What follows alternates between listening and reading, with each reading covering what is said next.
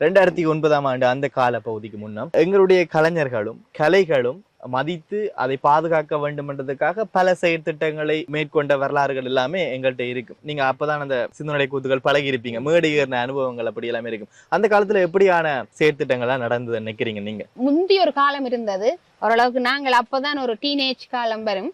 அந்த காலங்கள்ல கலை பண்பாடு எல்லாத்துக்குமான மதிப்பு வேறதான் உண்மையாகவே.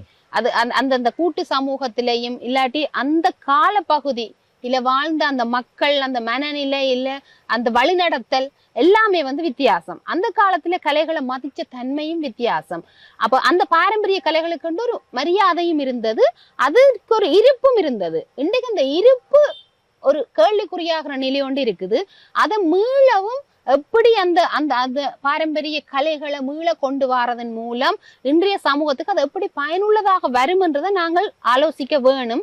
பலர் இது பற்றி கதைக்க வேணும், அந்த முயற்சிகளை எடுக்கவும் வேணும். நாங்கள் வெறுமனே இளைஞர்களை குற்றம் சொல்லி கொண்டு இருக்காமல் அவர்களுக்கு அந்த முந்தி என்ன நடந்தது இல்ல முந்தி எப்படி இந்த சமூகம் இருந்தது, முந்தி எப்படியான கலைகள் இருந்தது என்றது எல்லாத்தையும் தெரியப்படுத்த வேண்டியது எங்கட கடமை. அதை நாங்கள் எல்லாரும் கூட்டாக சேர்ந்து செய்ய வேணும்.